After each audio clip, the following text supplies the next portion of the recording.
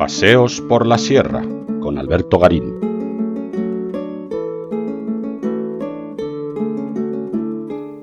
La iglesia de San Juan de los Caballeros de Segovia se encuentra situada en el ángulo nororiental del centro histórico de esta ciudad,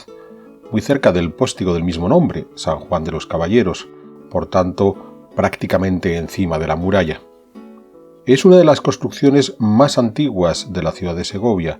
pues por debajo de los restos que actualmente se conservan, en excavaciones arqueológicas se han encontrado tanto una primitiva iglesia de la época hispanogoda, datable hacia el siglo VI, como una primera construcción ya tras la primera reconquista cristiana de Segovia para el siglo X, que probablemente no fue capaz de mantenerse en el tiempo, puesto que esta ciudad de Segovia volvió a caer bajo el control de los andalusíes, concretamente de los musulmanes que gobernaban el reino de Toledo durante el siglo XI, y es posible que en ese periodo esa iglesita del siglo X o bien se abandonó o bien pudo incluso ser reconvertida en otro tipo de espacio. En cualquier caso, los restos que podemos observar hoy ya corresponden a la construcción iniciada a finales del siglo XI y sobre todo completada durante los siglos XII y XIII. Como decíamos hace un momento, es un templo ubicado en el sector nororiental del centro histórico de Segovia, muy cerca de la muralla, en un espacio que urbanísticamente ha sido muy modificado hasta el punto de que pareciera que el templo está ubicado en una especie de vacío urbano, claramente dominado por unos jardines realmente muy hermosos, pero que nos distorsionan cómo esta iglesia pudo funcionar durante la época medieval, cuando todo este sector debió estar bastante más habitado, incluso con ciertas familias nobles, de ahí lo de San Juan de los Caballeros, a pesar de que ya para el siglo XIX este sector de la ciudad había disminuido su capacidad económica hasta el punto de que la iglesia quedó completamente abandonada para finales de ese siglo XIX. Es entonces cuando el templo sufrió un cambio interesante que es sobre el que queremos incidir hoy. Pero antes de explicar ese cambio, recorramos rápidamente cómo es la estructura templaria de esta iglesia, como decíamos, esencialmente construida desde finales del XI hasta el siglo XIII. Del siglo XIII es ese pórtico a modo de nártex con los arcos apuntados que nos vamos a encontrar a los pies de la iglesia, a partir del cual se desarrolla el pórtico tradicional de comunidades. Si bien es cierto que es posible que una parte de ese pórtico lateral no sea el original de la iglesia de San Juan de los Caballeros, sino que venga de otra iglesia segoviana, la de San Nicolás, a la que ya le hemos dedicado un paseo por la sierra.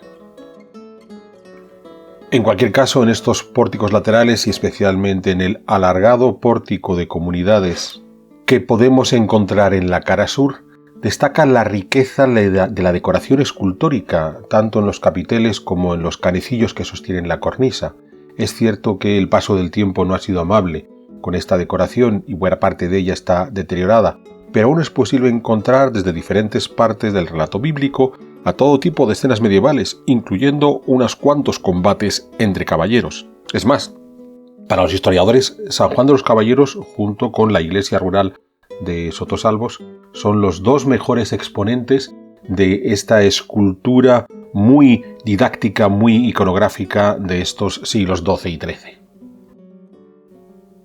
En su interior, el templo cuenta con una disposición ya muy apegada a la liturgia romana que se había impuesto en la península ibérica desde finales del siglo XI, con tres naves, mayor la central, más pequeñas las dos laterales, una nave central que se dirige hacia un gran ábside, también tiene una decoración interesante, con dos ábsides laterales. La liturgia se desarrollaba en ese ábside central, quedando los ábsides laterales con una función más de capillas funerarias. Pero más allá de la estructura medieval, que sin duda es muy interesante y a la que quizás en el futuro podamos entrar en más detalle, lo realmente llamativo de la iglesia de San Juan de los Caballeros es que en la actualidad contiene un pequeño museo dedicado al pintor y sobre todo excepcional ceramista Daniel Zuloaga, que adquirió este edificio cuando ya había sido desacralizado y convertido en todo tipo de usos de los más variopintos, adquirió el edificio en 1905 para instalar su taller de azulejería y cerámica. Daniel Zuloaga había nacido en Madrid en 1852 y fue un exquisito pintor que se encaja dentro de esas modas de finales del siglo XIX, donde por un lado ya han llegado todas las corrientes del impresionismo francés, pero a las que le dan un toque amable, cálido, cercano a una serie de temáticas muy tradicionales. Pensemos, por ejemplo, que un poco más joven que Zuloaga es Joaquín Sorolla. Pero sobre todo Daniel Zuloaga destacó por la forma que tuvo de abordar unos materiales considerados menores, la cerámica y en concreto la azulejería, que es el lugar en el que más va a destacar la obra de Zuloaga, y que en este museo contamos con algunos ejemplos de estas diferentes actividades que desarrolló el artista y que sin duda le han convertido en extremadamente popular, pues sus azulejerías se encuentran por doquier en España, a pesar de que no siempre somos conscientes no solo que sean de Zuloaga, sino de la calidad artística que tienen estas obras. Porque Zuloaga trabajó a menudo para instituciones públicas, hasta el punto de que es fácil encontrar esa azulejería en muchos de estos organismos. Hemos de pensar que en este programa de Sierra de Historias hemos citado a Zuloaga al menos en 2 ocasiones, cuando hicimos la Sierra de Historias dedicada al Jardín Botánico de Madrid.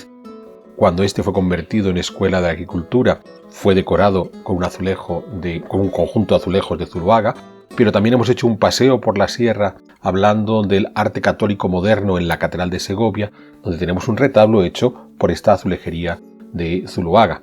En el caso de Segovia, él tiene que llevar a cabo una de estas mandados oficiales y consigue contactar con una fábrica de cerámica de loza segoviana, y para poder colaborar de cerca con ellos es por lo que quiso adquirir esta iglesia abandonada de San Juan de los Caballeros, instalar su taller, donde llegó a colocar, como estamos viendo ahora, los hornos en los que hacía las diferentes pruebas, hornos de distintos tamaños, dependiendo de lo que en cada momento quisiera llevar a cabo, y a partir de ahí poder continuar ese trabajo vinculado con esta otra fábrica de loza y cerámica segoviana, que era la que, una vez hechas esas pruebas iniciales por el artista, se ponía en marcha para la gran producción. Esta parte de los hornos es probablemente la más destacada dentro del museo y en la que podemos ver mejor cómo pudo ser ese taller.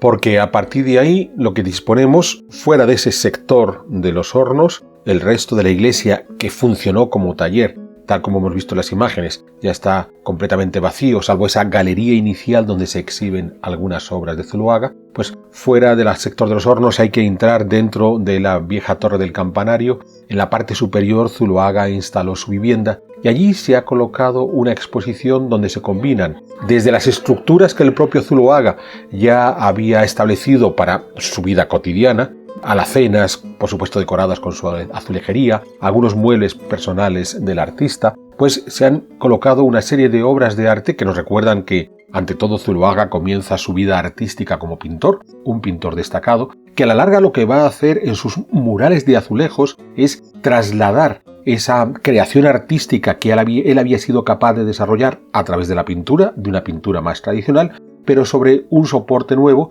que es el del azulejo. Insisto, un soporte que por lo general no solemos valorar en toda su dimensión. Porque a la larga lo que más destaca en el recorrido a través de este museo dedicado a Zuloaga son precisamente las pinturas que elaboró.